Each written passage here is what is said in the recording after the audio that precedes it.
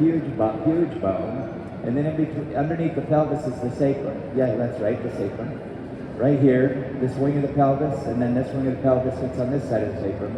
And those are the two sacroiliac joints, here and here. So just in general, for example, when muscles tighten up in the horse, you know, you're being pretty good for somebody who doesn't even know me.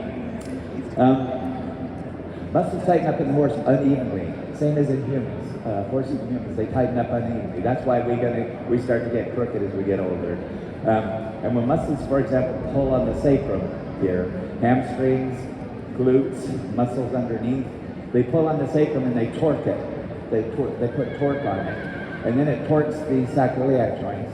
And when those joints tighten, when they're torqued, everything around it tightens up.